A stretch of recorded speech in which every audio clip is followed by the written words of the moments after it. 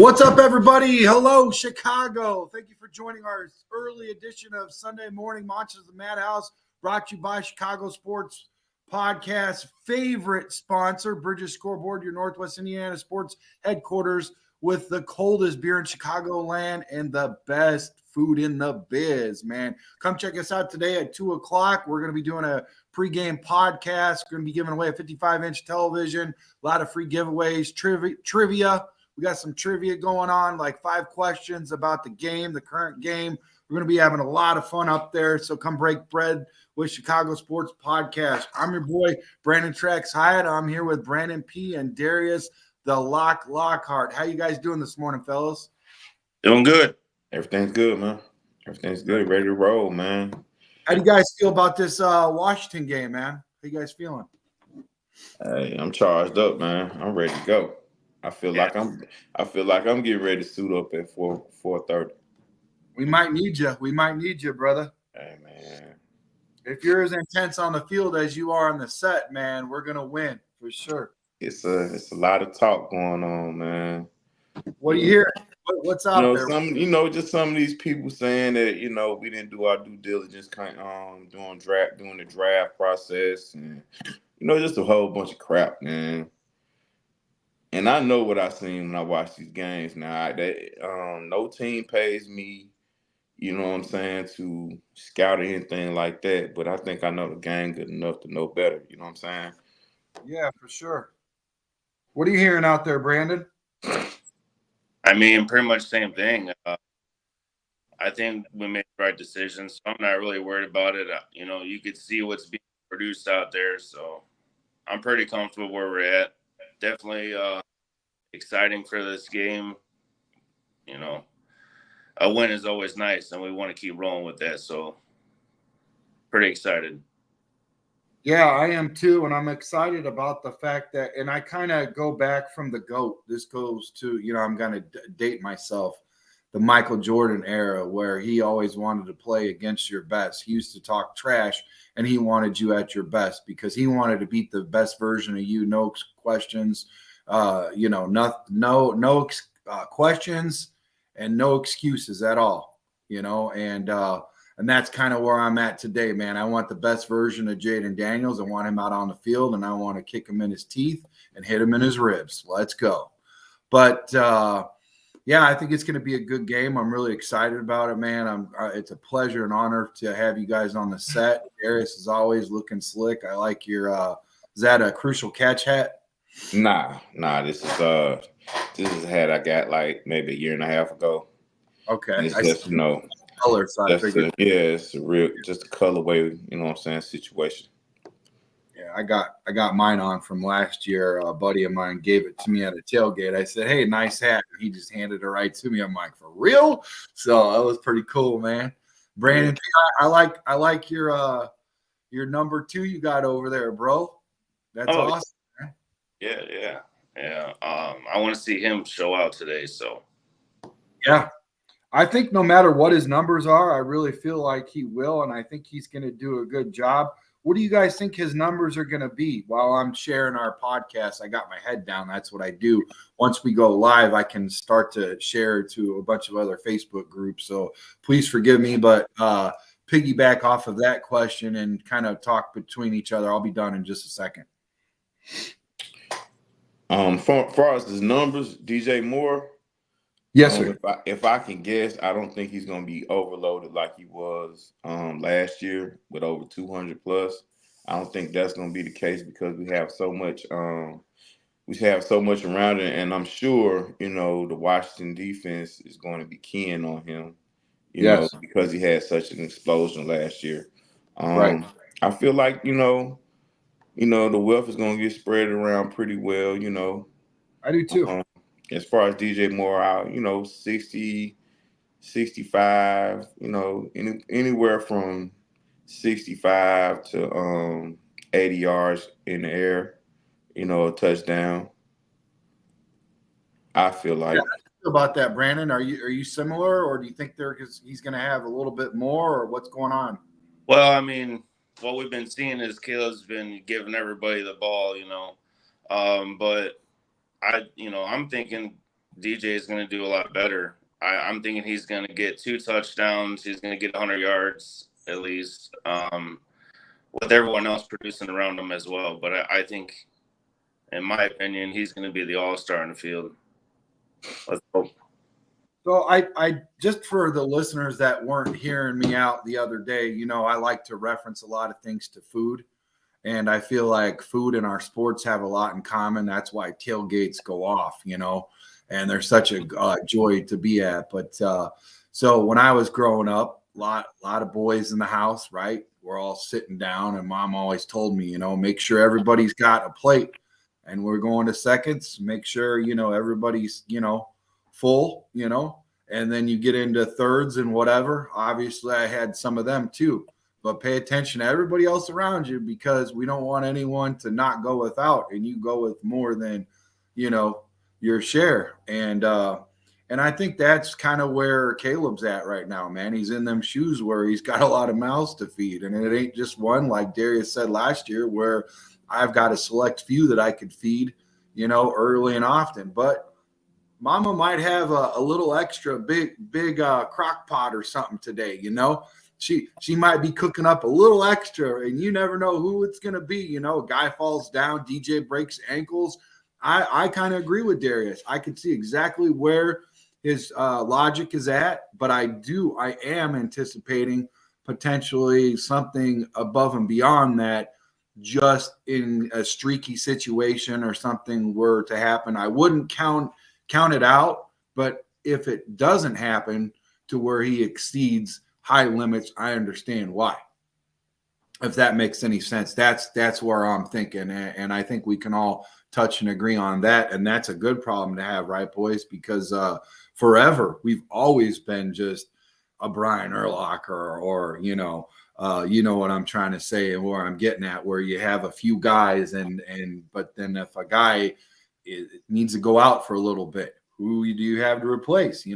I feel good. I feel good about our squad. It's deeper. It's getting deep. After 3 years, I think Poles has put together a really good product. And yeah, boys, I think today's going to be a really fun, interesting game. I'm really excited about it. It's going to be one for the ages. There's only been a handful of times where a first round pick and a first round second pick picks 1 and 2 that are quarterbacks matched off since the beginning of the Super Bowl era of 1967. And that's a pretty interesting feat. To say the least, the NFL definitely knows how to market, right, Darius? They knew what they were doing when they put this on the schedule, brother. Yes, indeed. It's going to be very interesting to see how Washington starts out, as far as their defense is concerned, how they look to attack us today. And I think that's going to be the determination on who and where and who the ball goes to. Yeah, I do too. And help us understand a little bit better about what we got out there as far as the defense, who to look out for, Darius and Brandon, who's over there in Washington, because as far as I know, the guys that I knew that were the household names, they're pretty much gone in my mind. So help us out. I know that Kerrigan is gone, right? He's not there anymore. Oh yeah. Right. Well, you have that's with us. This is a revenge game. Let us know who we got for the listeners out there, please, bro. Well, you got a Hall of Famer, Bobby Wagner. Let's not forget about him. Let's really start on the sideline, and what I'm saying. Super Bowl appearance with the coach, as far as when he was with the Atlanta Falcons. I lived here in Atlanta, had the defense going very well. But Dan Quinn, very aggressive defensive coordinator. He has some young studs out there, but they're young. But the Darius, is that what's going on right here? Is this a class case of where a coach can help elevate players that we might not typically know, and they can actually play at a higher level than what we think they are, and they slide in and do damage that we're not ready for. Is this potentially what could be happening, Darius? I wouldn't say that, but his experience and him being one of the top D coordinators at this time of the game does make a difference. He does understand football at a high level, and he's been very successful. He was successful with the Dallas Cowboys with the same aggressive defensive scheme. But we all understand that it comes down to the players, right? Sure. And we have the guy in the middle, and he's a Hall of Famer, Bobby Wagner, former Seattle Seahawk. He's one of the perennial guys that plays middle linebacker in this league. He's the leader of this squad. And he's surrounded by a bunch of youngsters. You got St. Juice and Forbes as far as the corners are concerned. Those guys, St. Juice always finds himself, in good situations most of the time, but he still ends up getting beat by better plays, and better players. I don't like, I'm bad with these guys' last names sometimes. No, you're good. Let's just talk about positions for now. I understand. The defensive ends, they can't get to the quarterback, especially with Dan Quinn's blitzing style. Yeah. Number 99, he's a young guy, very very aggressive. He knows how to turn the corner and get to the QB. Now we understand that they're missing the top defensive tackle, the leader of their front line. With the pec, did he have a torn pec? Yeah. Yeah. I believe it's all I heard was chest. So yeah, pec. Yeah. Okay. Yeah. So missing him, but they still have some young guys in that middle that's hungry to make a difference. Okay. What do you think? What's your take on all that, Brandon? Who should we be looking out for on the defensive side? I know the offense gets a lot of love, but is that defense something that we need to look at? I mean, I was just gonna piggyback off of what he said about Bobby Wagner. Basically, that's the only person I could think of. I don't really follow that team too much, and I really haven't been doing my homework this week, honestly. So I can't really say too much about that other than just Bobby Wagner. Well, I think that's fair. That's a fair statement because a lot of us know how high-powered that offense is over there, and it's something that you spend so much time, on, and you don't look at all the other stuff. I mean, let's be honest. How long did Darius? How long did Rodman fly under the radar while on the Bulls with Jordan and all his awesomeness? There's some players that eventually you're like, oh wait, hold up a minute, Kerr's shooting your light, all these sort of things, and who's that little white guy that keeps passing the ball to the mailman, so Stockton. It's just things like that kind of pass us by, and when you start to look at these teams and they're starting to build momentum, and you're like, hold up now, it can't be just that's cooking. There's got to be something more to it, So I'm interested. I'm excited to see this team, see what it is, because hey, at the end of the day, Jaden Daniels and Caleb, in a lot of people's minds, is going to be around for a very long time. And to that point, I want everyone to kind of focus on something. We could be very well a part of greatness, something that's going to be around for a decade plus on both sides. It's been a while since we've had some really great QBs and a really good QB draft. So let's just enjoy the moment and kind of marinate in it, getting back to my food analogies, and be just happy that we have some great, players out there. Don't get caught up in shoulda, coulda, woulda got Jaden over Caleb. Get it right that we got one of the two in the building, and let's celebrate and not tolerate the fact that we got who we got, and enjoy all the other parts on the team too. Don't be so focused on the QB. A lot of people do that. There's a lot more players who we witnessed just the other day when we were blessed to have Urlacher on this set. And you guys right away, Bobby Wagner, linebacker, don't forget about him. He's on the team. He's a field general. He's basically like having a coach on the field. Is he the same as who he was? We know none of us are as we age. But what happens?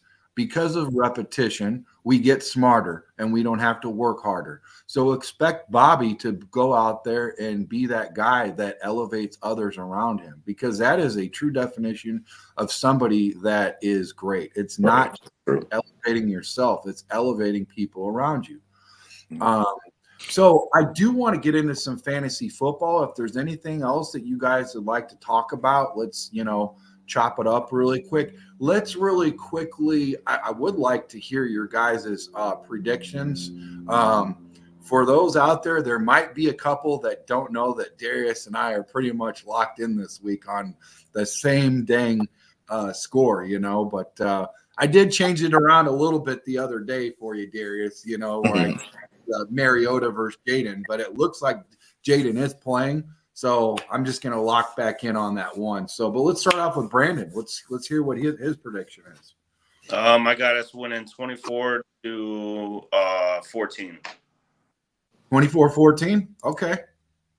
That's 38 points, right? So that would be the under on today's. I think the spread was 43, I think, or somewhere around there. So you're calling for a close defensive game, but we'll score 10 more points. That's interesting. And you know what? I think I saw Darius, if I'm not mistaken, another one of our guys or listeners in the comment section had a very close, similar score too. So I'm interested to see if that actually happens. And I'm not surprised if it does. What about you? I mean, it could. I don't really care what the score is, to be honest with you. I just want to win. Close. Is there any weather conditions out there, Darius? Do we have any wind, or is it cold out there right now? Have you guys looked at it? No, I haven't taken a look at it, but it's in DC, and this time of the year, it's temperatures are starting to creep down a little bit. I'm sure it may not be 80 degrees like it is here where I am, but bro, come on! I told you, quit rubbing that in, man. Mr. Chocolate over there. But I'm sure as long as it's mild, hopefully we don't have to worry about any of the elements. But still, hey man, it's football, baby. Hey, special shout out to the guys in the chat, especially John, who's lighting it up, man. John, I think I might have seen you before, but yeah, welcome back, man, and thank you for being in here. Everybody hit that like and subscribe. We got over 75 in the chat and 1 like, so let's get those like buttons and smash the hearts and notifications. Subscribe. You all know what to do, man. We really appreciate bringing content and hanging out with you guys, and want you guys to know that you are a part of the show. You are the show, that we do this for you. We don't just do this just to talk amongst ourselves, man. You guys are great. And John, you've got the star for the day, brother. But getting back to stars, let's talk to my man Brandon. What do you think, buddy? What do you think about today? Do you think that possibly we could elevate past 24? What did you say, 24-14? Or yeah, do you think that do you think that it's going to be low scoring? And why did you put it that low? I have to come back and ask you that because I forgot earlier. I don't know. I feel like if I did predict a higher score, it would bite me. So I just picked something that was more okay. Okay. Yeah. My predictions ain't the greatest, but I have some fun with it. Hey, that's the name of the game, man. Have fun, man. Have fun with it. Yeah. Like Derek said, just win, baby. In the mighty words of Al Davis, just win, baby. Right? Yeah. Right. Yeah. If we all could predict the future, man, I'm pretty sure. What I'm saying, we have a lot of things going on. Yep. Darius Stradamus over there. So. Listen, I want to get into this fantasy, man, because it's a lot of. Oh, wait, hold on a second. We got this just in. We got a weather report from J2K, man. He's saying sunny 59 degrees, and a little wind in DC. So, I mean, you at that point, you can still say ice cold beer, but if it drops below 50, don't just say cold beer or just say beer. We got get your beer, get your beer. I remember in Chicago, man, it was a December game, and this guy was saying, get your ice cold beer. And I'm like, bro, your sales are going to be down if you're pushing. It's cold, bro. I was layered up. I filled out like 5 credit cards applications so I could get a bunch of scars and put it all around me, man. I look like a mummy because I was a knucklehead and underdressed, you know. But the other guy to my left, he was killing it, dude. He had hot cocoa. Get your hot cocoa. Warm up your hands. I'm like, bro, I'll take 2 of those. So sunny and 59, I think that's really good. You can get a good lather going, you know, some sweat going, but I don't think you're going to get super cold. Like my boss says, there's heat in the tools. So these guys are going to be running hard to stay warm, you know. Yeah, we got to remember that this is an evening game. It's not a 1 o'clock game. So those Yeah. temperatures, by the time, 5:30, 6 o'clock, those temperatures are going to creep down a little bit more. For sure, yeah, because it'll be 3 o'clock here, 4 o'clock there, and by the time Darius said, by the time that sunset, it's going to be getting dark, and yeah, it's going to start dropping, man, with a little bit of wind. He said, so that wind is more influential when it drops down, so it'll get a little bit nippy, but we got to get used to it, man. That's bear weather, baby. Let's go. The scroll says 37-17. That's interesting. That's close to what Darius' score is and close to mine. So we're actually right around, hovering around 31, 37 to 17, right around that neck of the woods. Beto wants to know is Jaden Daniels playing, and Beto, yes, Jaden Daniels. All reports are that Jaden will play. Nothing has been confirmed, but it looks like he's a go. And one of the lead team staff members on the team said he's a tough son of a gun. So that's good to hear. Let's look forward to seeing that young man play. Let's see what Keith's got to say. Sounds like he's playing. Washington knows the defense is going to light up either way. Scrolls, Caleb's passes cut through wind like butter. Keith, Jalen Johnson played Daniels in college. Shut him down. Okay, let's get into fantasy, man. A lot of guys are struggling with some picks. Most notably, one of our guys last night, a guy that Brandon knows really well, had a good question. He had a question about the quarterback for Seattle versus Jaden Daniels. And I always look at, those matchups, right? I look at the defense that they have to go against, their health. Mm-hmm. All of that has a little bit to do with my decision. And usually, like my older brother says when I talk to him after I'm done, he says, Brandon, start your bench and sit your starters, because that's usually how it works after the game. So, but that's just how I look at it. Let's get right off the top. This is a guy that Sean Stradamus, he's really good at making predictions and looking and scouting and whatnot. He's with 4 Stars. We have him on Wednesday nights. Really good dude. Baltimore Ravens at Cleveland Browns. Started David Njoku. David Njoku for this season, he has 165 yards. He's averages 41.3 per game. He's got 1 touchdown and 29 targets. Now, Njoku saw a league high of 14 targets last week with Amari Cooper being gone. So that is very important to look at. We were talking about injuries and how they influence your decision-making on who to start and whatever, and we'll let Darius tee off on this in a second. But he gets a big upgrade at QB with Jameis Winston starting, and I'm really looking forward. I'm really forward to looking into the fact of Jameis Winston starting. I think he's still got some left in the tank, man. I like the guy. Njoku has earned 31% first read target rate over the last 2 weeks. That's pretty high. And he gets an extreme pass funnel defense against the Ravens that have allowed NFL low 51.7 running back rushing yards per game, but the most passing yards this season. Baltimore opponents have the league's third highest pass rate at 66%. Winston threw a touchdown during his only drive last week. So Njoku is a top 3 tight end right now. So they're saying, by all reports, start Njoku. What do you say about this, Brandon and Darius? Njoku, yeah, I mean, they don't have a whole lot of weapons over there. They're going to be playing some third string wide receivers over there as well. The quarterback change is really the big thing because, you know, Deshaun Watson has not been able to, you know what I'm saying, move this offense like everyone in Cleveland would have hoped.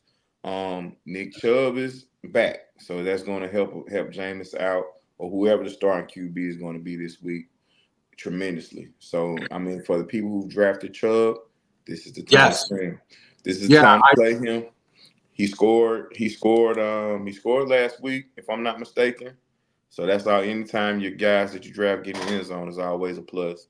Against Baltimore, he's had decent success against them, but with the quarterback that's playing this week, I think it's going to change things. So Njoku will be Jameis Winston's safety blanket. Like most tight ends are for quarterbacks that's not very, that's not in the upper echelon. Hey, Darius, really quickly, back to that running back. I have him, and I was going to elevate him, but I talked to Jim Miller about who I wanted, to start. Mm-hmm. And, because I have Chubbs or I have JSN as my flex, and he said go with JSN just because Chubbs is now coming out, and it could go either way, but the safe bet is to go JSN, who's going against Buffalo. I was a little questioning that decision by Jim Miller. I really wanted to start Chubbs. Honestly, if he wasn't coming off an injury and only had 1 week behind, I think he would have had a different decision behind that. But what's your thoughts on that, man? Starting JSN over Chubbs, man. I'm gonna be honest with you. Seattle's gonna throw the ball and it's going down the field, Right. And in this particular setting, yeah, Gino. I would take JSN over Chubb, Okay. because Buffalo's defense has been coming along the last couple of weeks, but when you have a guy like Gino and the offense they're playing in, because I know DK Metcalf got hurt as well, didn't he, last week? He was injured last week. Yeah, he did. That's definitely gonna boost up on that, Darius. He might have touched on that. Very smart counter. I now things are starting to line up. That is a huge part. Yes, sir. Hard to leave out. I'm sorry about that, yes, man. Sir. Yes, sir. It sure is. So that makes a world of a difference. Last I looked, Gino was leading the league in passing yards too. So we already know what's going on. He's going to throw the football a lot. Yeah. So he's going to need some guys. He's going to need to, He's going to need to lean on the guys that he's familiar with. JSM, Noah Fant as well. Be on the lookout for that one. That tight end. Okay. Brandon, I want to tap you in really quick. What's your thoughts on this starting, Njoku? Is that, you think that's a smart move, especially with the rocky position they're in with, switching quarterbacks and Amari Cooper and all that?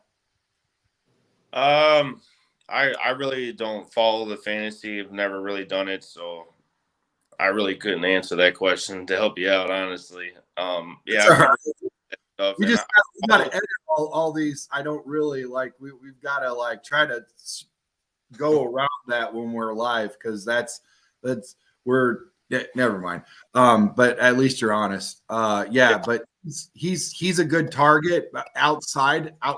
So what we would do is we would think outside of fantasy and just think about the logistics of who is going to get the ball. If this guy's not here, obviously there's going to be more targets. And then, like I said earlier, he got a lot of targets last week. So if they follow suit with that, the logical, the logical guess, it's not a confirmed, like we don't know what their play is, but they potentially would use this guy more because Cooper's out, if that makes sense, Brandon.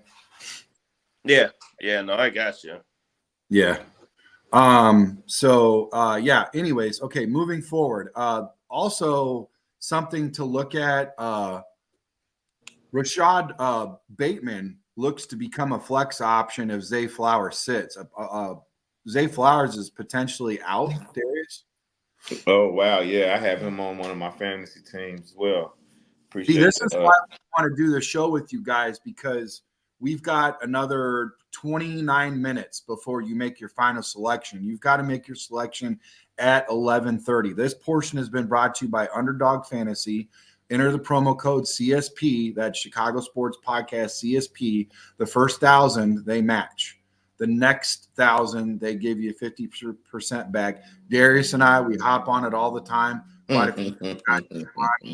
We all get on there and we do pretty good, man. We do pretty good. The minimum that you can place a bet with is $10, so you don't have to throw a lot of money on to win a lot of money. It's a good time. It makes it more enjoyable to look at things outside of the Chicago Bears. Once the Chicago Bears is done, you know what I'm saying? So, yeah, that Zay Flowers is he's been a little of a letdown this year, Darius. Well, he's there's a change schematically. Once you add a guy like the big running back there, Yeah.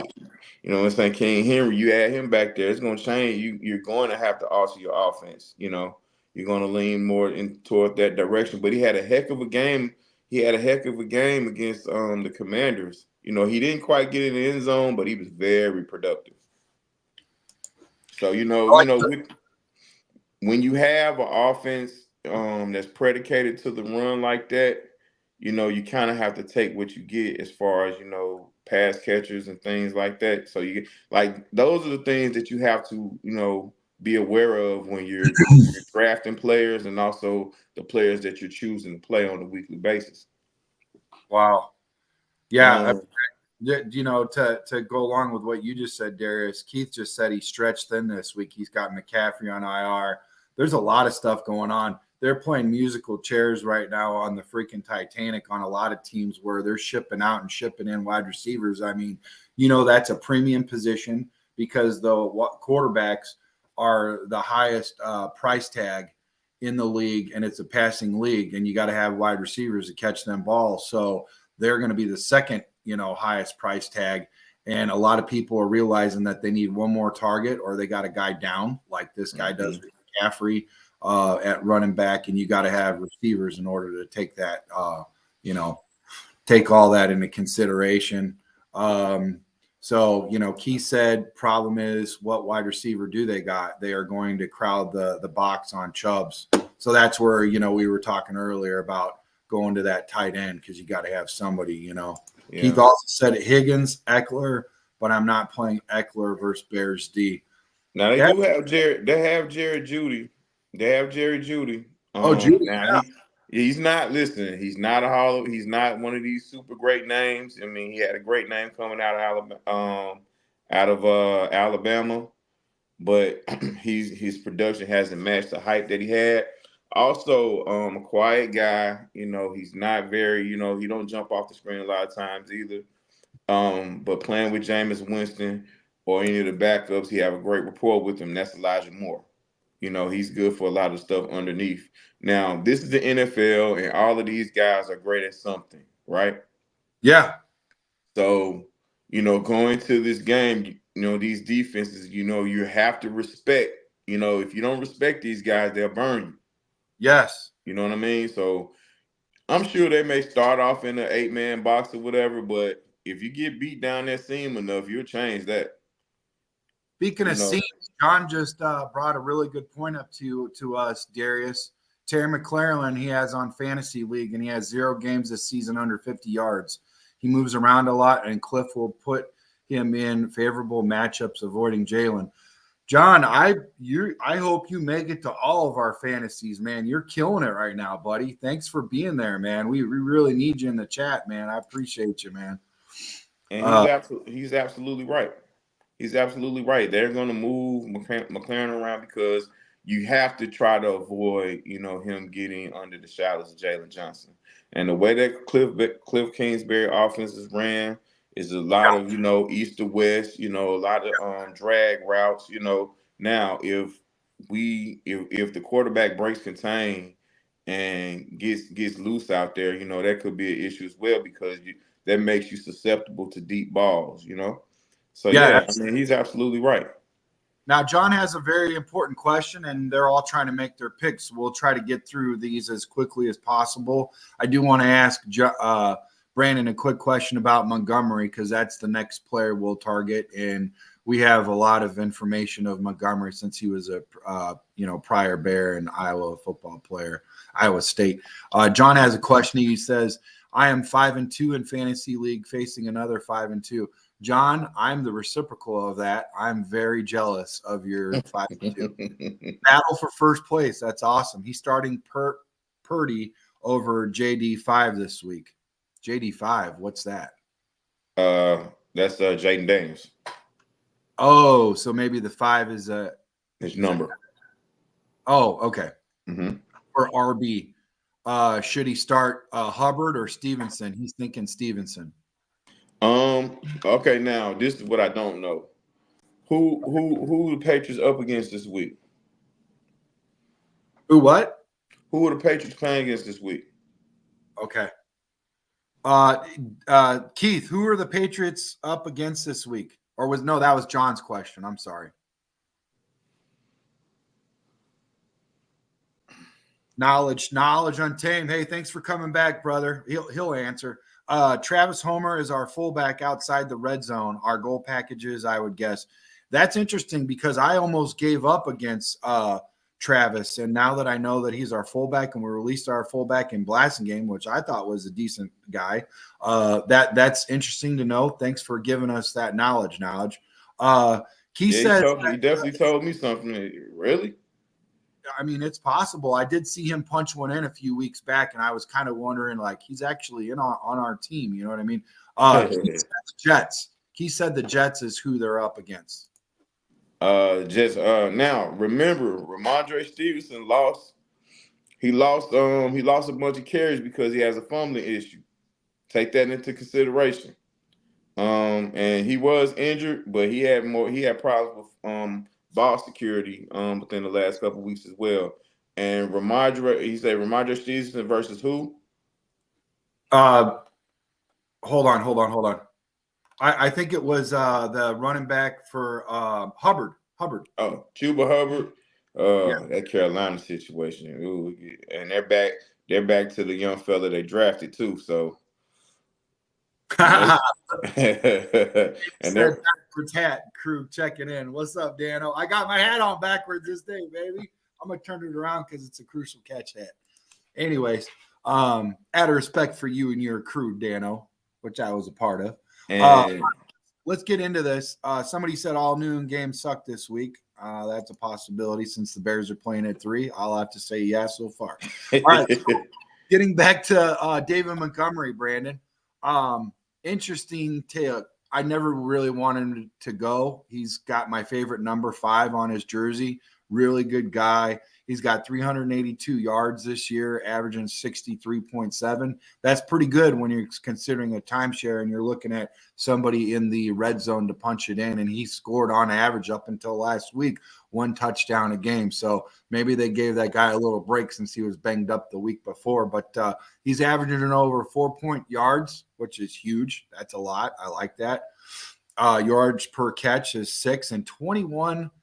6 touchdowns. I'm sorry. 6 touchdowns. I was like 21 touchdowns.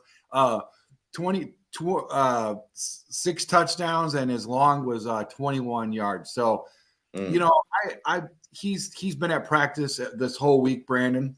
And, that guy's a workhorse. He works hard. I think even if he's a little banged up, like Brian says, a real player's play, right?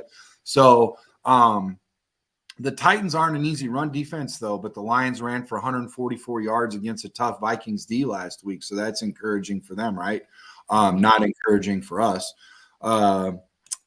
Jameson Williams is out, and the Lions have the league's highest implied team total of 28.5 points, man, this week. Detroit is also the biggest favor with 11.5 on the board.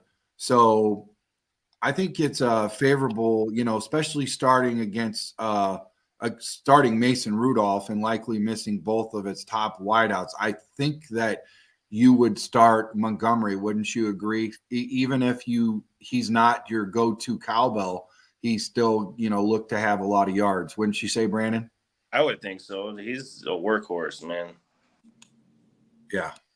Yeah. And matchups matter, man. Yeah. Him go, I know he turned his ankle last week, if I'm not mistaken, too. But I think he's good to go. We all know David Montgomery is a soldier, man.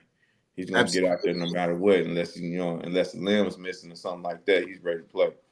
Now, here's an interesting factoid, guys. Moving forward, the Lions' defense is a top 3 to start this week. So keep that under your hats in case you got him out there, if he's or that's in the free agency, or you got a Dion buy.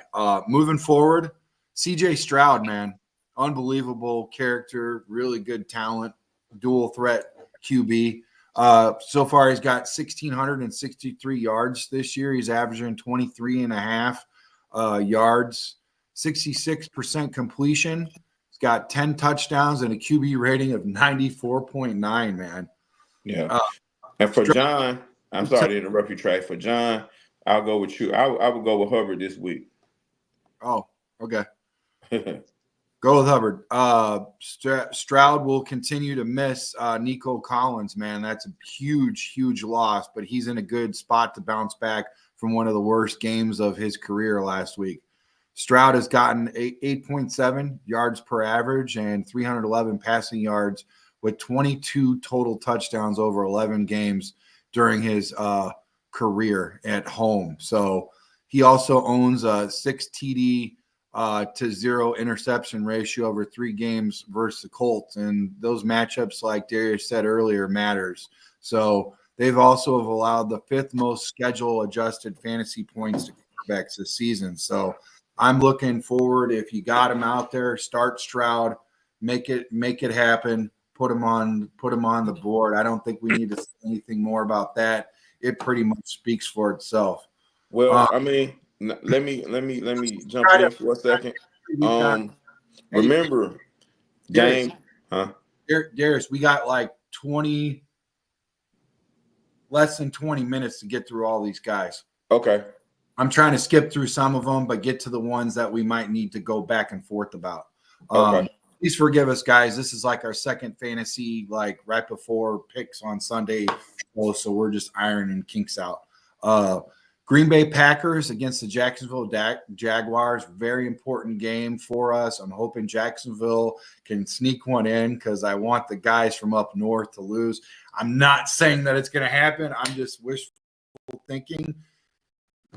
They are saying to start Romeo Doubs. And I'm thinking that this is very interesting because I was thinking about that other receiver that's been hot lately. But they're saying start Romeo Doubs. He's got 312 yards this year and 52 yards average, 34 targets, 23 receptions, and 2 touchdowns. What do you say about that, Darius?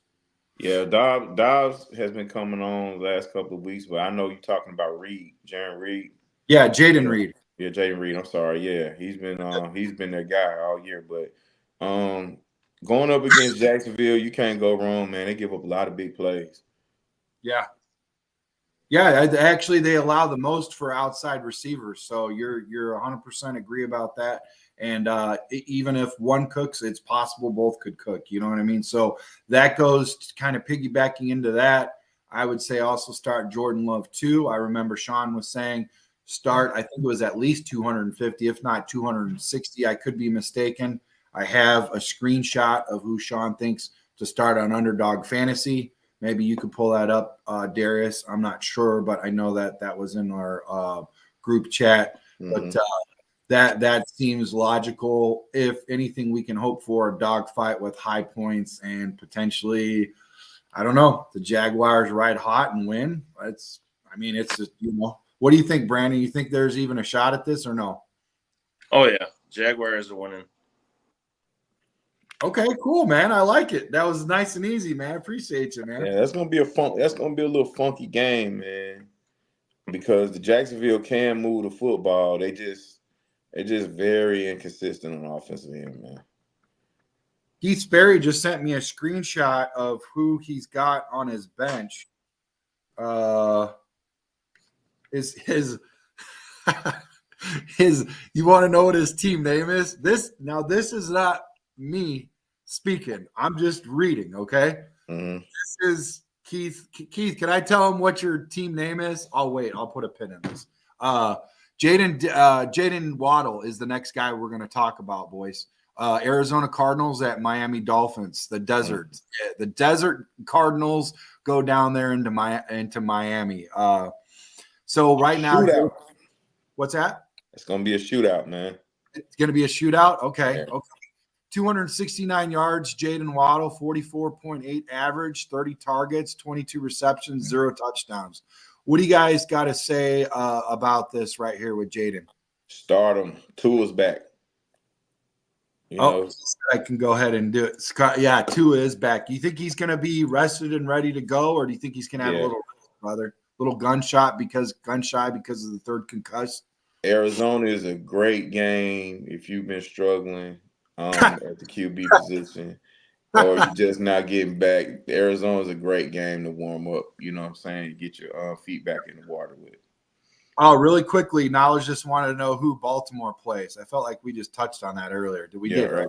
Yeah, Cleveland. Cleveland. Thank you, man. Good mind over there. Very sharp, Darius. Make us look good. Yeah, but what do you call it? Miami has averaged fewer points per game than the last two winless teams in the Bryce Young-led Panthers, but will get a huge boost with Tua's return, as you said. Waddle's averaged 47 and a half receiving yards, 0 touchdowns over 12 games without Tua, but he's averaged 75.2 receiving yards with all 19 of his touchdowns over 41 games with them. So he eats, like Darius says, he's going to eat with Tua. So look for them to connect. Looks to be like somebody that he's very comfortable with. And if you have him, it sounds like it's a must start. Yeah. Mike McDaniel calls the game a lot different with Tua's in the lineup now. So listen to this. So Keith said I can go ahead and say what his team's name is. It's called Saquon D's Nuts. We're like kids, aren't we? We see something like that. It's just fun, right? It's just fun, boys. So he shows me his team, dude. I need him to draft for me next year because I don't know what I was doing. Most people think that when I draft, it's an auto draft, right? But he got CJ Stroud, Barkley, Mason, Hopkins. He's starting Hopkins. Yes, sir. He's a Chief now. What's that, brother? He's a Chief now. Yes. Yeah. I just like the playbook, familiarity, but you got the GOAT passing to you, so that helps, right? Shakir, am I saying that right? Buffalo? Shakir? Yeah, Shakir. Yeah, that's his last name, Shakir. He's a sneaky one, man. Because, Bears D and freaking Aubrey from Dallas. Dude, this guy's a freaking legend. Keith, you need to be on our fantasy every week, man. Between you and Darius, Brandon and I can just coast on autopilot, dude. Cruise control. This guy's got it going on, bro. So, yeah, Shakir has a lot of Josh Allen and him. He's the longest tenured receiver over there. Oh, really? Mm-hmm. Okay.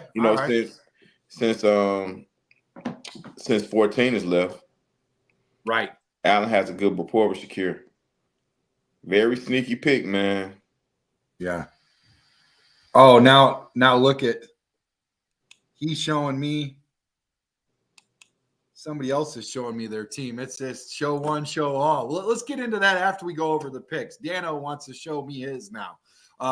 So anyways, let's get into this. Look at start Ramondre Stevenson. That's our next Jets at Patriots. This is interesting. Let's break it down.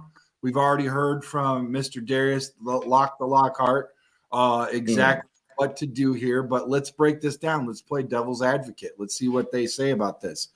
374 yards, right? 62.3 yards average, which is pretty good. Not really high, but decent, right? 4 yards per catch. I'm not excited about that. And you got 3 touchdowns with a 33-yard long. So, I mean, it's a running back. You cut loose on some of those. That's what I'm thinking. But Games. you're playing with the rookie quarterback, man. That makes a difference. Oh yeah, you got to do your check down, and you like a receiver. As far as a running back go, you ain't gonna go deep, but what you do is you look for the yaks, the yards after catch, right? Yeah, so and the Jets don't feel like with that Jets defense. That Jets defense feels like no rookie's gonna come in there and throw the ball all over them. It's been really let down. I've got them on my fantasy, and they're just horrible. Yeah. They've had some tough matchups, man, going against some pretty good QBs last couple of weeks, though. Yeah, I'm hoping. I'm really hoping, Darius. I hope you're right, brother. The game script limited Stevenson's touchdowns last week. He should be healthier after returning to a full practice just this Thursday, a few days ago. Stevenson hasn't even fumbled in back-to-back games. That's huge. Jets opponents have averaged the 8th most rushing attempts in the league. Wow. Stevenson has gotten 5.2 yards per carry and average 85 rushing yards and 1 touchdown over 2 games, and Drake May gives the offense life. The Jets have allowed the 12th most scheduled adjusted fantasy points to running backs. We were talking about tough teams and all of that, but there's some tough running backs when excluding receiving. So Stevenson can be started if needed. The Patriots are touchdown underdogs and have a low lead total, but running back is thin this week. So I see the other side about starting Stevenson. Mm-hmm. I also see where you could start Hubbard also, Yeah, I don't think that's a wrong answer, but I just look at the matchups and a rookie quarterback going into facing New York. It seems like they're gonna stack the box up on them because the Patriots are not filled with weapons either. Wow, Keith just said that both Jet safeties are out. That's huge. Oh wow, yeah. Oh, wow. Make it a big game. 315 yards, 3 touchdowns, 1 pick. Wow. Let's move on. Gardner playing, right? Let's move on to Darius' neck of the woods, Atlanta at Tampa Bay. They're saying to start Rashad. I think it's Rashad with 2 A's. White. Mm-hmm. His numbers don't look great, but let's get into it. 227 yards, 337.8 yards average. Yards per catch is 3.7. No touchdowns and a 56 long. Bucky Irving is dealing with a foot injury that could promise his available reps this week. While Chris Godwin and Mike Evans are out, White and Sean Tucker will see an expanded role in a matchup that should be fast-paced. Tampa games have averaged a whopping 55.6 points this season, and White should see even more targets than usual. He's a fine option this week. Man, I'll tell you what, I wish I had Rashad this week. It sounds like he's going to be the bell cow, man. Yeah, he definitely is. But take a look at wide receiver McMillan, and I think that Sterling Shepard. Former Oklahoma receiver. Also the tight end number 88. I can't. I'm bad with these guys' names. Autonomy. Yeah. The Tampa Bay's tight end. Look at him as well.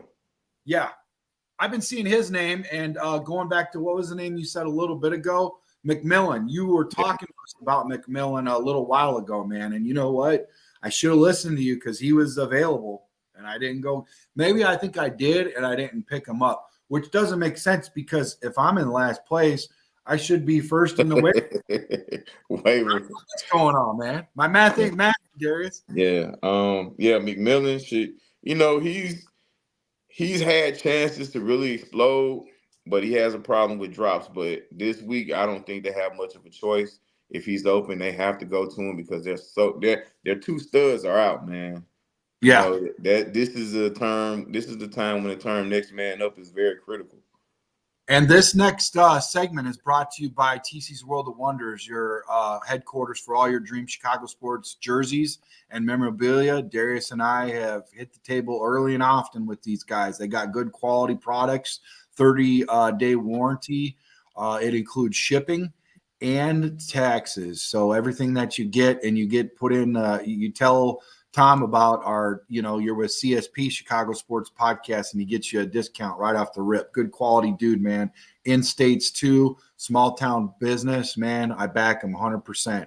TC'sWorldOfWonders.com or inbox me and I'll get you Tom's direct number. But good dude. So the next take on my list, I swear Darius is reading either my mind, which should be pretty easy and weird at the same time.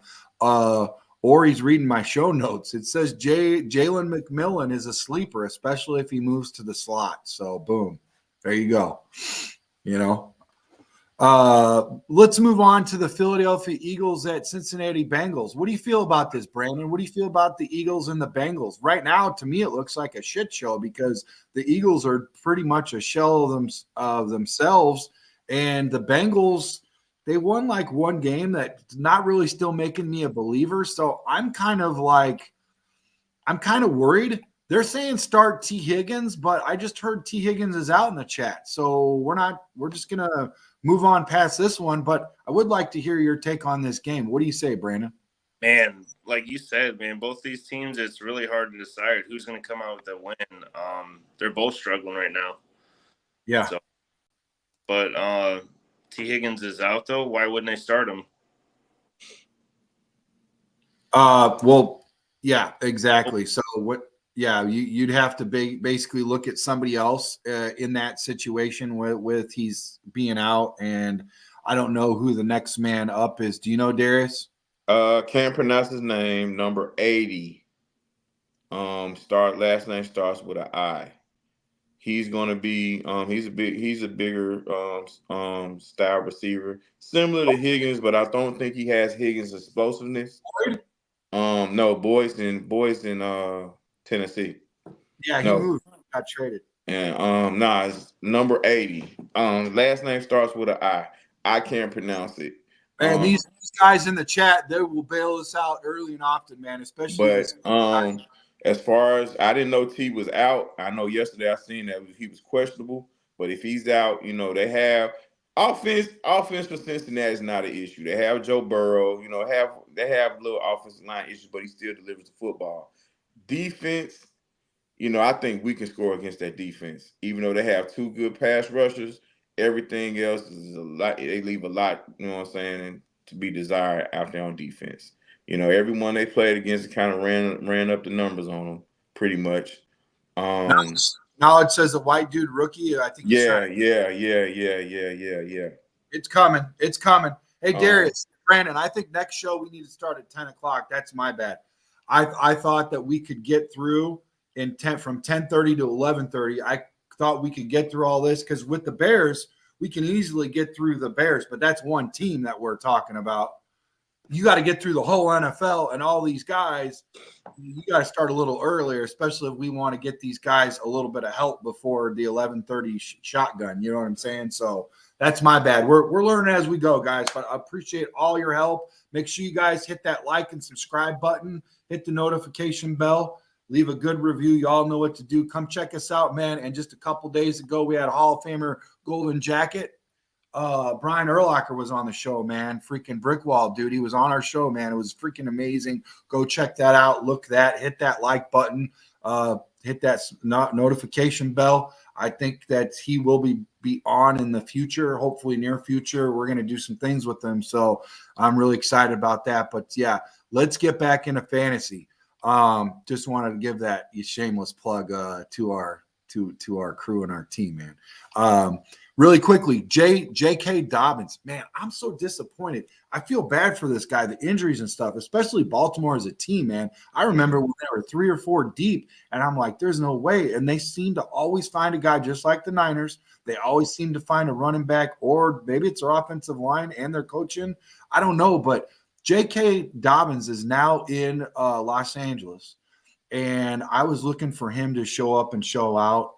I don't know what's going to happen, man. Right now, he's only averaging 3 yards per carry since getting over 9.9 over the first 2 games of the season.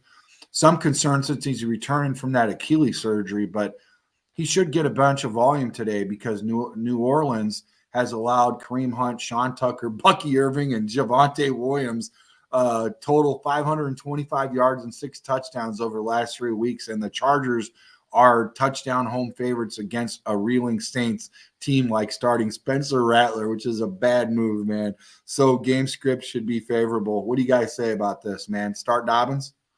I am. He's on my team. I'm starting him. Oh, let's go. Yeah, he's on my team and I'm starting him. He had an injury in between week 3 and week 4, if I'm not mistaken.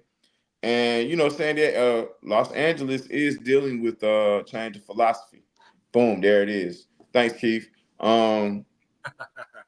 Keith, my man.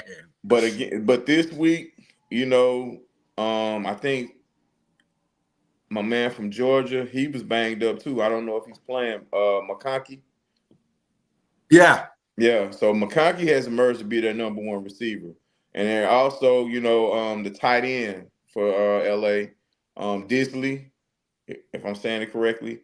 Disley, he should receive a whole lot of reps, as well as McConkey. Should open up, and it should open up things for J.K. Dobbins to do his thing. Like, Harbaugh believes in running the football. Yeah, he loves running the football. We've seen that, over in Michigan. We've seen that time and time again. I mean, he loves running the football and setting up that quarterback. Very smart call. I agree with that. Thanks again right there for that like we just saw go up, man. Got over 100 in chat, so make sure we get those likes up. Brandon, what do you say about this, man? It seems like a no-brainer to start J.K. Dobbins, right, bro? That's what it sounds like to me. I'd start him. Yeah, for sure. Keith says McConkey is money in the slot. So there you go, bro. Hit that slot machine moneymaker. Let's move on really quick to Buffalo Bills at Seattle Seahawks. Amari Cooper. Cooper was on the field for just 34% of Josh Allen's dropbacks during his first game in Buffalo, but he had a 42% TPRR and led the team in fantasy points. Seattle's top corners, Rick Woolen and Trey Brown, are banged up and or out, and Cooper's role is sure to grow in Sunday's fast-paced matchup. Cooper can be a top 20 wide receiver moving forward after the huge upgrade at quarterback. What do you guys got to say about this? Yeah, look for Amari Cooper to see a lot of the field today. Last week was his first week in Buffalo, so they kind of, just gradually brought him in, but he did score a touchdown for those owners of him. So that was a good thing. I expect to see a lot more production out of him today as he gets more familiar with the offense.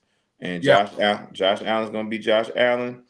They have also learned to run the football a lot more, which should open Amari up on the play action as well. No, yeah, I agree with you. Let's do it. And it makes sense to do that. I love Cooper, man. I wish him well. I've always, been a fan of his. And I wish him the best. And I think, he's in a good place right now. Once I saw that him moving to Buffalo, I said, okay, good. That's that he would do good with, at least I think he would do good with Allen. I don't know, all the details, but just thinking, forward thinking. Here's an interesting thing. Our next pick is brought to you by River Street Tavern. Chicago's most delicious and fun sports dining experience. Head to River Street Tavern, and they got Chicago's biggest games, man. Check them out. And they are saying that we need to sit Geno Smith, who will be missing DK Metcalf and gets a run funnel Buffalo defense outdoors. Wow, this is interesting. Let's Let's hear what they have to say about this. I'm not in agreement at all with this. I do not. I'm not backing this thought. Okay, Allen scored 2 touchdowns during his last game, but he's just the wide receiver and 49th wide receiver ranked in expected fantasy points. Allen could return from the bye healthier after playing through a heel injury, but it's possible Rome Odunze sees a rookie post-bye bump as well. So I'm thinking that I don't know why they would want to sit Geno Smith because unless you have someone, a more high caliber quarterback. I wouldn't understand, why you would do that. But hey, man, it's your team. I don't think that's wise though. I mean, you have to look at both sides, and that's what we try to do. I can't agree with that side at all, and it doesn't sound like Darius does either. But like you said, it's your team, so Yeah. I forgot to transition, and I skipped ahead to that Bears Washington game. They're saying sit Keenan Allen. I'm also not agreeing with this one. I think he's going to show out, but let's see what we got in the notes. Allen scored the 2 touchdowns. He could, do better with it, coming back from the heel injury. I understand why they're saying sit Keenan, but I don't agree with it. Right, exactly. Caleb Williams has unquestionably shown growth and will continue to improve, but his last 3 games against 3 easiest matchups in the league, he's gotten 6 yards per average and taken 11 sacks with the 2.4 touchdown to interception ratio on the road to open up his career. This matchup was moved to primetime, but the total sits just 43 points, thanks to Marcus Mariota likely starting for Jaden Daniels again. Sounds like Jaden's starting, so look for those points to grow. I would bet the over if it's still at 43 because of that. I think it was set thinking that this tough kid is not going to play. If he plays, I think look to see more points out on the field. Washington's defense has also dramatically improved, allowing the 7th fewest EPA play over the last 3 games. The Commanders have also yielded the 4th fewest fantasy points to the slot over the last month, so Allen deserves bench consideration because of being at the slot. But we also know that Keenan Allen is like a Swiss Army knife, man. You can put him at X, Y, and Z. It don't matter. He's going to eat, man. Well, here's the thing. Washington plays a heavy man concept on defense. They're heavy man, and they Okay. feel like that Keenan is a lot more productive in zone because he finds holes in the zone and sits there, and the ball is, what I'm saying, finds him. So that's why I think people are kind of heavy on sitting him, which is understandable. But but it all depends on how your team is set up at the end of the day. If you can afford to sit, if you can afford to sit somebody like Keenan Allen, then okay. But you know what I'm saying, I wouldn't sit him for anybody. Obviously, you guys know that I need him on my team the way I spoke about my team, so I'm not going to tell you to sit freaking Keenan, okay? Jeez, oh, Pete. Keith is saying, yeah, but who has Washington played like the Bears have played? Good point. I mean, they played Washington. I mean, they played Baltimore. They played Tampa, and they played the Giants. But I mean, the Giants' defense is not terrible. They just have some issues on offense, like you wouldn't believe. And that kind of hurts the defense. But yeah, listen, Malik Neighbors found a whole lot of success playing up against his Commanders team, and with Daniel Jones as his quarterback, might I add. So, Ravens defense is that bad? Mid 26th in the pass. I didn't realize that. I thought they were still stalwarts, or maybe is it just their run defense? Well, like Ravens, like I told guys before, Ravens have have trouble with speed. You know what I mean? They have speed. When they have speed, they're going to get speed in their secondary. They have trouble with it. And this Kingsbury offense, you got a lot of little speedy guys around there. So, Gotcha. Keith says Keith. Week 1 is not a toss, Keith. We can't say that because it didn't matter if they played Tampa in week 10. As long as they had number 13 over there, as long as Tampa has number 13 there, and they had, his number 2 there, they were going to get that against Washington regardless. Yeah, Keith says Tampa week one. Week one is a toss. I'm not sure if he meant toss or loss, but Nah, he toss, so. feel like everybody's even week one, and that's just not true. Right. So here's something else we got to get into right now. Let's get into Javonte Williams. Carolina Panthers at Denver Broncos start Javonte Williams. Interesting. That is one of the guys that I actually traded away. Him and T. Higgins, I traded away for the running back for Gibbs. That was my trade. T. Higgins and Javonte for Gibbs. And I thought that was a smart move because he's the cowbell, right? He gets a lot of runs and he gets a lot of receptions, and he did a great job last year. But they're not passing to him as much, and it just looks like a whole different game plan. When Montgomery was banged up, he obviously cooked, right? But now that, assuming that Montgomery is healthier, maybe he takes some of that away. But getting back into Javonte, he's averaging 5 yards per carry and 16.8 points over opportunities the last 4 games. After Tyler Batty was injured, he gets a prime matchup against the Panthers, defense allowing by far most fantasy points to running backs this season. Broncos are double-digit home favorites against a Bryce Young-led Carolina team that's seeded the NFL high 13 rushing scores. Wow. Denver has the highest implied total of 26.5 points. Williams is a top 15 running back this week. Wow. That's they had Williams this week. Yeah, Williams is coming along too. I think he suffered an injury earlier in the season, and then I think just to get the quarterback acclimated to the NFL, Sean Payton leading on a heavy pass offense for him. Because the first couple of weeks he was throwing the ball out. He had so many pass attempts, it was crazy. Gotcha.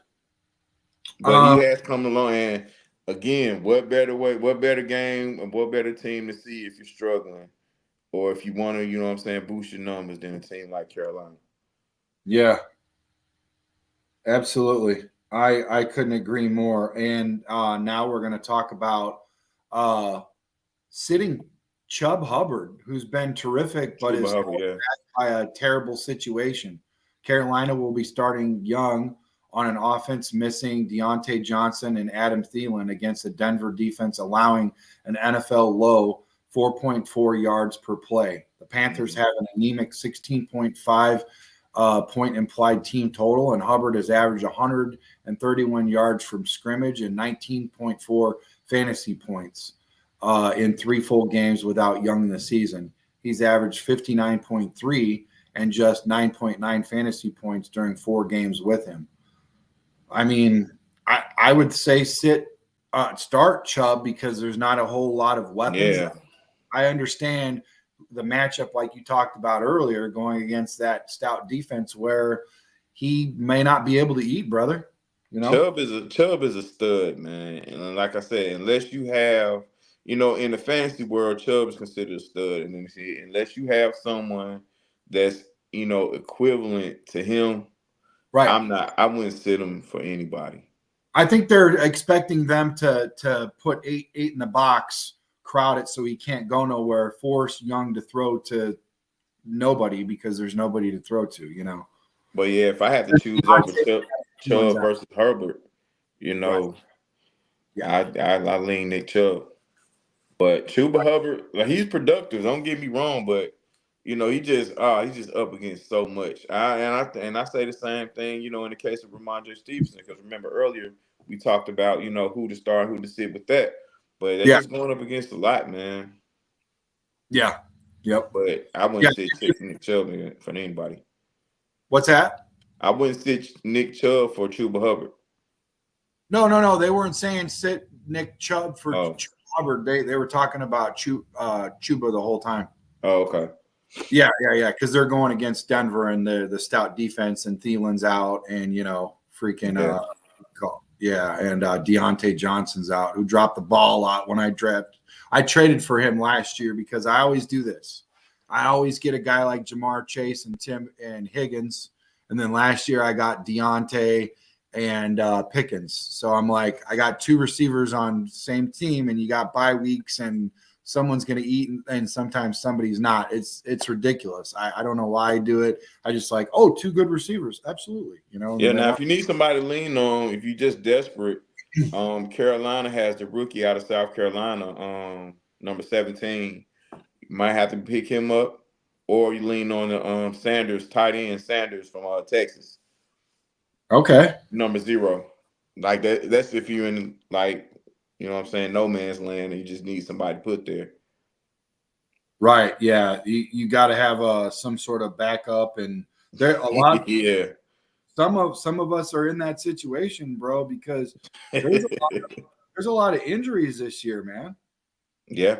Already guys are getting banged up and stuff. I'm surprised. And, I thought that this whole thing about minusing a preseason game was going to keep guys healthy. I don't think, football's football regardless. So, the next game says, Kansas City Chiefs at the Raiders, start Patrick Mahomes. Now, Mahomes has been a shell of himself. He hasn't had receivers or anything like that. He's got more interceptions than he does touchdowns. And quite honestly, when you're looking at all this, it shows how really legit their coach, Andy Reid, is, man. I mean, this guy can get it done even when, his back's up against the wall and they're plagued with injuries. I think if we had this many injuries with Chicago Bears, we'd be losing our freaking mind. Any team would, really. But, I mean, you got the GOAT over there, Darius. Mahomes is likely to start performing up to his early ADP expectations moving forward, but he's a solid start this week. He's due for touchdown regression while ranking 6th in red zone passes, but just 22 touchdowns, especially with the addition of DeAndre. Now, DeAndre can cook in the end zone. He is a red zone target, and I look for him to get some jump balls and get some touchdowns up. So I am happy for Mahomes that he finally has somebody that can help him get that going, because Xavier Worthy, as a rookie, good player, but he's not no D-Hop, man. D-Hop is going to make that team look entirely different, man. And he's going to make Worthy look better, too, because Worthy, between Travis Kelce and Hopkins, defenses have to respect those names because of their resume. That means Worthy could be wide open a whole lot. Yeah. Hey, Darius, let's take a trip down Narrative Street right now, memory lane. The Raiders beat Mahomes in Kansas City on Christmas Day, right? The last time these teams met, and they mocked him with the Kermit the Frog puppet in training camp. Remember that? Yeah. Mahomes responded and he says, it will get handled. He's going to take care of business. It will get handled, And his personal trainer tweeted, "We will remember." So I think Mahomes is out for blood and revenge on Sunday, bro. Hey, it ain't gonna be an easier killing. It won't be an easier kill in the wild than the Raiders today. Easier kill in the wild. I like it. Yeah, it won't be an easier kill in the wild than the Raiders today. On your what do you call it? All your great clips, man. That's the one that's going to be the one that stands out, right? There'd be your Mount Rushmore clip right there. That's a good one, man. For sure, man. We're clipping that one. Yeah. Here's something interesting I want you guys to look at. Alexander Madison, man, that guy looked so good. He looked so good in Minnesota, right? He looks so different though. Like he looks a lot more explosive. Yeah. No, and when what do you call it? Help me out. The running back that is absolutely, I don't see him anywhere. White. For Minnesota Vikings, he's not there. The one that's playing now? I don't. Is he playing somewhere? Well, no, they play Thursday. No. I'm talking about he was there for a few years. I mean, he was their starting running back for a few years, for like quite a few years, man. I'm trying to. Oh, Dalvin Cook. He's with the Cowboys. Cook. He plays today. So Dalvin got banged up a lot. Every time Dalvin got banged up, Madison came in and he went off. Yeah. So I'm like, wow, I was really looking forward to Alexander. I thought that he potentially would stay with, but they shipped both of them out. So whatever. But they're saying to sit Alexander Madison, who will be dealing with a negative game script against the Chiefs defense, allowing the fewest fantasy points. We're talking about fantasy points, guys, to running backs with a wide margin. No one has reached even 60 yards, rushing yards against Kansas City Chiefs this season. That's interesting to note because I did not know that. Did you know that, Darius? I kind of had an idea, but I watched them against the Falcons. The Falcons had a lot of success with them doing a run, but they had a two-headed monster with Thunder and Lightning down here. You're not gonna have a lot of run success against the Chiefs unless you're ahead in the game. Right. You know what I'm saying, control the clock. But they put so much pressures on another team's offense to catch up with them with the style of play that they play. But listen, Brock Bowers, if any Raiders fans, I'm pretty sure guys that picked him up, you know what I'm saying, in the tight end space. I got Bowers. He did one thing right this year. Yeah, Brock Bowers is definitely a guy to look into. Yeah, the Chiefs had top 2 defense last 3 years. It's also worth noting that they are one of the top highest scoring defenses in the NFL. And that's why it's so important. Even when you have the GOAT on your team, defense wins championships. It makes it happen. This team, including the coach, is being carried by the defense and the head coach while they're being decimated on the offensive side of the ball. Excuse me. They called Kareem Hunt. He was sitting on the freaking bench and said, "Hey, bro, you still remember the playbook? Yeah, what are you doing? Sitting, chilling, watching Maury? Okay, come on up, man. Come on up. We need you." They signed a contract. He kicked the dust off, and he did good his first week. It's unbelievable what they can do, man. That freaking Andy Reid is brilliant, man. But that defense, like Keith said, Chiefs has had top 2 defense in the last 3 years, and Chris is a monster. So we got 2 more games we want to talk about. I'm sure Darius is going to have some good nuggets of the day with these two. In Dallas, Cowboys at San Francisco 49ers, and the Giants at Pittsburgh Steelers. We'll start off with the Dallas Cowboys at San Francisco 49ers. They're saying to sit Dak Prescott. It depends on who you got on the bench. Dak hasn't been great this season, but from a fantasy standpoint, he's going to throw the ball and he's going to throw it a lot. Now, Dalvin Cook is going to make his debut today against the 49ers. So that could help him out, or it could be a lot of the same. You got these older running backs, man, who's been very inconsistent over the years, with either catching on to a team or just getting reps, period, with him and Zeke Elliott. And then you have Dotto, that's there. CeeDee Lamb's going to get the ball, man. Let's just listen. The weakest part of the 49ers is their secondary. Everyone knows that. Unless they're going to, double and triple team CeeDee Lamb, but even then, Dak's going to force that ball down the field. Yeah, I mean, I agree too. I don't see why. I mean, if for whatever reason, I would think that Dak would be somebody's go-to when in terms of being a starting quarterback on their team. But if you have somebody else that's a better option than Dak, which would be weird, why, unless it's a 2-quarterback fantasy league, I would still start Dak. But there's some noticeable points, and we'll go over those, and then we'll jump right into the New York Giants, Pittsburgh Steelers, where they're saying to start Najee Harris.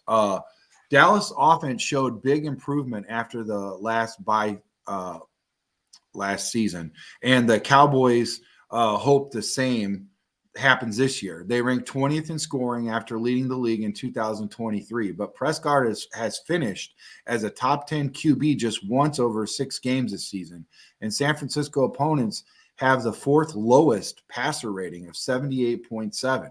The Cowboys have the 8th lowest implied team total of 20.5 points during a week with many QB alternatives. I mean, there's there's the other side to it. I could see that. So, Well, I mean, we got to look at 49ers too on the offensive end. You know, Brock Purdy's out without Ayuk, who blew his ACL. Is it right. ACL or Achilles? One of the two, but he's Yeah. out for the year. You know, he's going to have to lean on guys like Jennings and Pearsall. And is Kittle playing this week? Kittle? Yeah. He's been on the injury list almost every game. I don't know if he's Right. I don't have him. Debo's has been struggling. Debo has been struggling with he had a pneumonia situation, correct? Yeah. He's in the hospital, so they're gonna be run heavy, I guess. And Dallas is terrible against the run, boy. I tell you. Right. Man, I'll tell you what. Let's get into the Giants at Pittsburgh. Now, let me tell you this one thing, boys. I am or boy, because Brandon hasn't came back yet. Don't worry, I'm not seeing double, feeling single yet. I haven't hit Bridges scoreboard. But anyways, yeah. The Giants as a whole has really impressed me, especially with their quarterback just being a flat out bum. Why they kept him when they had options to go ahead and grab somebody else in this draft is just beyond me. Other than, is there something to the fact of maybe have a little bit of pride at stake or something, and keeping him and saying, "Oh, I can make this work." This guy's, what's going on? What do you think it is, Darius? Well, I think they paid him.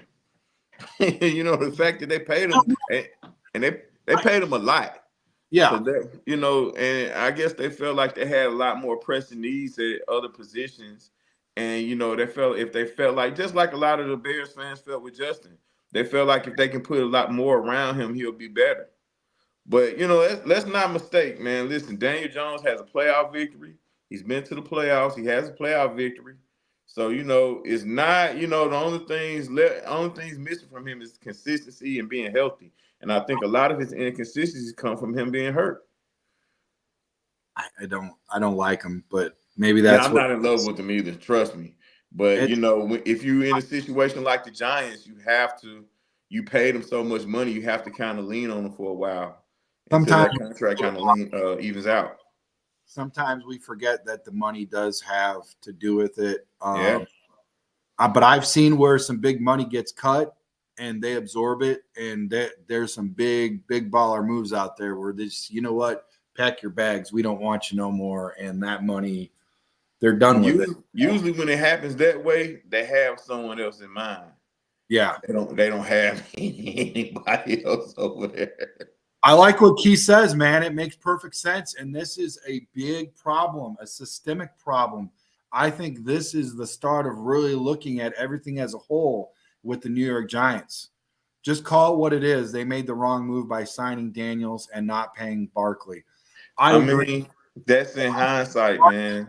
Why get rid of Barkley? He's so good, man. He's so good. Yeah, I but they've had him. They've wanted had him for so long, and they just haven't been like he just hasn't made them what they want them to be. You know what I mean? You know, at the time when they decided to sign Daniel Jones, he had just came off a playoff victory.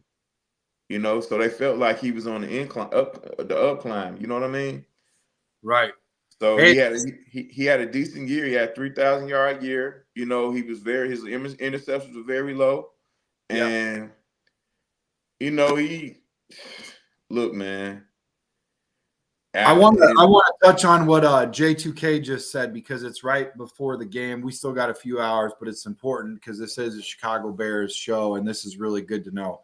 Washington rookie left tackle Brandon Coleman is out today. He was the starter, so that's really important to know, especially for our defense and protection. As far as Jaden, does that move the needle at all? Whether Jaden starts or Mariota? What would you say about that blind side? Would that move for you at all, Darius, if you're the coach? if I'm thinking about the future, then you know I would sit Jaden, but you know, like if you want to win, you want to have your best players on the field. Right now, Washington's in first place in the division, and they want Yes, to sir. do whatever it takes to keep that going. You know, so in order to do that, you have to have your best players on the field. If he's ready to play, let him roll. Now with the left tackle being out, listen, Daniels is very elusive. He's going to find a way to get around the pocket, get Yeah. outside the pocket and get loose. And he's not going to sit back there and hold it for a long time. If you watch him, he's going to sit back there for a minute. If that first read's not there, more than likely he's going to try to get up out of there. Breaking J2K Quinn just said Daniels is playing, so we don't have to worry about the table tennis. Yeah. Chase Daniels just said that right now. Chase. The Bears' job is not to necessarily overcommit to sacking him, but just watching what I've seen, I think the best thing you can do is try to keep him in the pocket and force you to beat him from there, because he will kill you if he gets up out of there. Okay. Hey, yeah, and you know what? He kills you with rushing yards too, because that's what I'm saying. Yeah. If he gets up out of that pocket and starts making plays with his feet, it's very, you know what I'm saying? It's a huge letdown to a defense when and it's interesting to that see happens. how the kid reacts and whether he's going to slide, if he's going to run out of bounds, or what he's going to do with these ribs. I mean, you're really going to protect him and be gun shy about getting any sort of hits. You're definitely going to want to run, but what do you do? It's going to be interesting to see how he plays with this. I'll be looking into that. That's important to me to oversee what he does. Like I said, I feel he's going to be around the league for a while. So, let's check it out. I mean, unless he absorbs a lot of injuries and the rib is first of many, I hope it doesn't happen, but something to take a pin and look at for sure, man. Yeah, he's not a stranger to anything like this, man. He dealt with this in LSU as well. Oh, yeah. Well, he's had a rib injury before? Yeah, he got hurt. Oh, boy. I want to say it was against Alabama. It was later in the year. They playing a conference schedule, and he got hurt, but he stayed in the game. Yeah. You know what I'm saying? He stayed in the game, and listen, SEC is where the physical defenses are, and he made it through it. He's going to have injuries like this because he runs with determination, but he's not a very big guy. He's a tall guy, but he's very slight. Very light like a deer, very, very small frame. I think he needs to bulk up, put some weight on, for sure. Mm-hmm. Getting back to the Giants, Pittsburgh Steelers, start Najee Harris. George Pickens gets a huge fantasy boost with Russell Wilson starting. Mm-hmm. Najee Harris does too. He's sharing snaps with Jalen Warren, but his percentage of runs against the light box is nearly double compared to his time with Justin Fields. The Giants have allowed the 9th most scheduled adjusted fantasy points to running backs, and the Steelers are 6-point home favorites Monday night. They're saying start Najee Harris. I agree. I just added Warren to my team last night, if I'm not mistaken, because I feel like he's going to be, you know what I'm saying, he's going to be pretty good out the backfield, catching passes on check down, such things of that nature. But yeah, Pickens should receive a boost because the secondary for the Giants, those corners in particular. Now the Giants, as far as the pass rush, they can get there. They got some guys up front. Also with the linebackers, they're pretty good. But I think what's hurting the Giants more than anything is that offensively, man. Yep. All right. So it's 12 o'clock. The noon games are starting. We want to cut you guys loose so you guys can get into Sunday. We've all been waiting this whole week, not just for the Bears, but just the NFL, and the 5 months of football goes fast. So yeah. Key says he sees a upset. Giants may win. Getting back to the Bears game, he said he could see Daniel staying in the pocket more. It should free up a spy linebacker for us. That's good news. So I like that. Yeah. Stay in the pocket more and not running out because you got to protect them ribs. AC Adam says got to hit them ribs when they get to them. I mean, that's football, man. That's the name of a strategy. You got to go for what's easy. So, and that's easy right there. Remember, guys, the zebra doesn't change its stripes. You know what I'm saying? When you're out there on that football field, you go with your instincts. Yeah, for sure. Regardless of what's going on. So, hey, the only thing we can do if he decides to creep out there is make him pay as much as possible. Yeah. I think we're all in agreement with that. If it's a resounding let's get after him type approach with our fans, at least. Keith says Neighbors is back. Lawrence and Burns and Thabadoo will get to Wilson. Thabadoo? Man, listen, getting to Wilson is one thing, but trusting Daniel Jones versus that Steelers defense, man. Ooh. I'm trying to stay on topic with the Bears, and then they get in the chat and switch back over to what we were talking about earlier. Yeah, Keith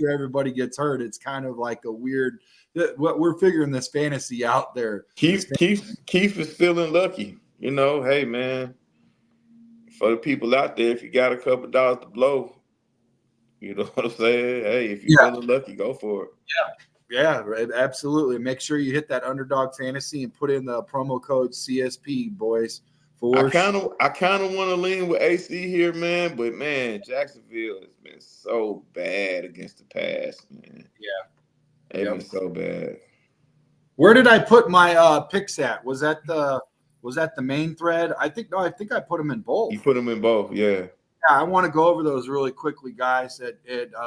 Like I said, the promo code for Underdog Fantasy. I should have uploaded this picture and put it on here so for everybody to look at. Matter of fact, let me do that right now, Darius. Just permission. Just go ahead and keep these guys entertained while I do that really quickly, so we can go over this fantasy stuff right here. I put in two.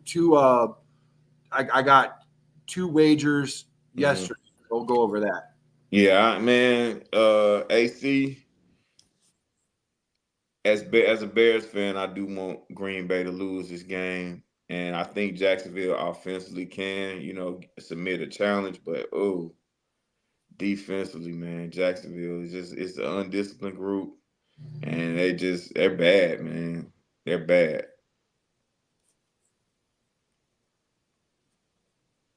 Say, Brandon, you posted your picks from yesterday, the ones you sent yesterday. I'm going to do it right now. So yeah, just keep them entertained for a minute, and give me like 2 more minutes. Gotcha. As far as our Bears, people call me crazy, but I really feel like if we keep Daniels in their pocket and force them to throw that ball deep, we'll have a lot of success. Let me see who else in the chat.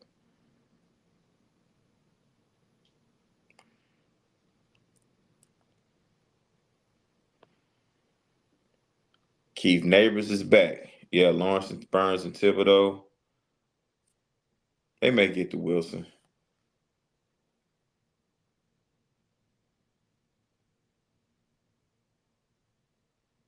I just don't trust Daniel Jones, Keith. You got me thinking, though, but I don't trust Daniel Jones. I can't. Shout out to everybody that's participated today. Hope you guys enjoyed this first slate of games. It's 12 and 1 o'clock slate. And be ready for some football. 3 your time, 4 your time, 4 my time. 3 o'clock your time, 4 o'clock my time. Commanders versus Bears. Okay, here we go, guys. Here's our first pick that we've got on here. Underdog high and low. That's basically what it is. It's pretty simplistic. You just pick who's going to go high, who's going to go low. I picked CJ Stroud to get over 1.5 touchdowns. So if he gets 2 touchdowns passing, then you get that pick right. And each pick that you get, it multiplies. You can win up to 45.64 times with some of these and even higher. Saquon Barkley, I got over 79.5 rushing yards. And if I get that right, I went high on that, not low. Actually, I went high on all these. But Bijan Robinson, 65.5 yards. I feel a little bit more comfortable about that than Saquon, but Cincinnati's been kind of stinking up the joint. So that's why I went ahead and went with that. CeeDee Lamb, I went 77.5. Jalen Hurts, and that's in receiving yards, obviously, because you can get both. You can do a wager. Darius knows this. You can do a wager where you get receiving and rushing yards, and that would be relative. So it'd be a higher number in the 90s or something like that, whatever, versus 77.5. Jalen Hurts, 221.5 yards passing. That's very easy to do. That's kind of, pedestrian type numbers as far as a quarterback. So I felt comfortable going that way. Same with Joe Burrow, 239.5. I felt very comfortable with that against Joe Burrow. When he's hot, he can sling it and go well over 300, but 239.5 is logical. Again, this is just some sort of strategy. I don't have any insider. It's just me just trying to go with it, and having a little bit of fun. I put 10 on it. Jamar Chase, 69.5. Again, pedestrian for him. If he can do that, great. I've seen him go really much higher than that, so I felt comfortable with that. Field goal kickers, this one kind of got me, but I went ahead because field goal kickers have been doing a lot this year. And 2.5. I love field goal kickers. Weren't you the one that was telling me? Was that you? Was that yeah, you? Man. Listen, man. Making us money? Kickers get you paid, man. So if you put in the promo code CSP again, that Chicago Sports Podcast, they will match your first $1,000. And then the second, they'll match half of that. So, yeah, check it out. CSP Underdog Fantasy is the largest in the world, the largest fantasy app. You can do all the sports. NBA, they've got a lot of stuff going on with NBA right now. Ooh, Jamar Gibbs is already in the red zone. All right, so check this out. Here's my next one. Again, I put 10 on that. This one is different. I got Jordan Love, 249.5 yards. I felt comfortable with that. Most notably because Sean said so, and Sean's doing pretty good this year.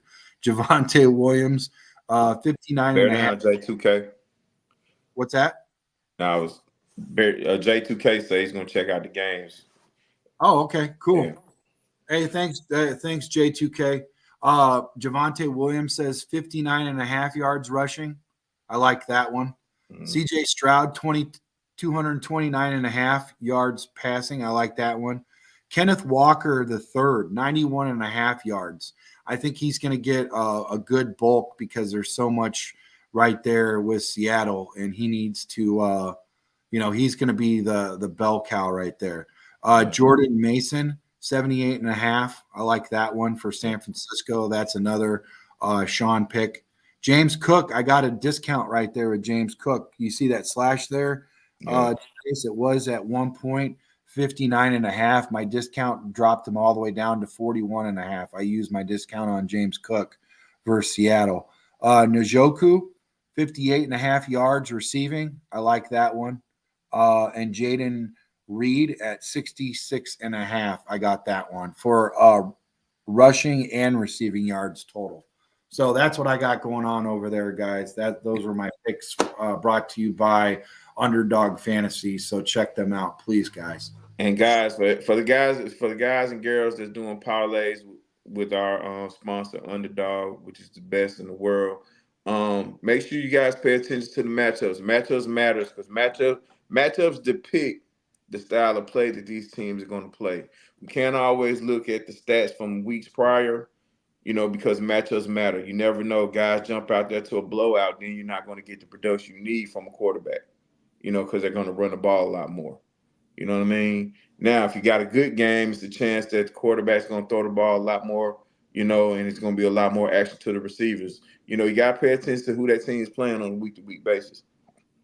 Yes. All right, guys, that's it, man. Hey, Darius, thanks for carrying the show, and thank you for everybody in the chat. AC Adam, man, great job. Keith coming in hot.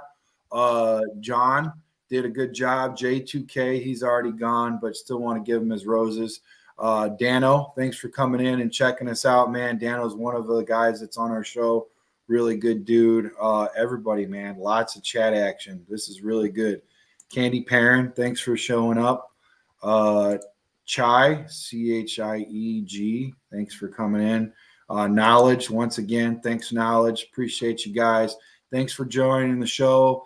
Also, make sure you like and subscribe and hit that notification bell. Leave us a good review, and we will be back at 2:30 for our pregame show at Bridges Scoreboard, your Northwest Indiana sports headquarters with the Hall of Fame menu and the coldest beer in Chicagoland. We're going to do a pregame, halftime, postgame show. They're giving away a 55-inch television, lots of goodies. We're going to have 5 trivia questions where you're going to get some pretty cool merch. And come hang out and check out with us, man. Look forward to seeing you guys. And next week, most notably, we will be up there at 2 o'clock with quarterback Jim Miller and Big Cat Williams, man. He is coming into town. Both them boys are coming into town, and they're going to hang out and check out the Cardinals game with us. Another away game. That's going to be a good time. Same bat time, same bat channel. We're going to be up there. We're going to do a pregame. Jim Miller is going to be talking the X's and O's, the ones and the twos with everybody. He's going to be pointing at the TV screen, screaming at our guys to do this and do that. It was a good time. And, hanging out with the fans, signing autographs, both Big Cat and Jim Miller, both Bears, alum will be up there checking it out. And it's going to be a really good time for all, man. Super good time. Great dudes. And you'll be able to hang out with your boy, the other guy. I just call myself the other guy, Darius, when I'm hanging out with him. You know what I mean? You got your, let me hold your bag. What do you got? You want a drink? I'll refill that. You want some food? What are we doing? So, but yeah, man. So thanks again, Darius. Thanks. I appreciate you, man. No problem. Thanks for having me. And I appreciate the chat.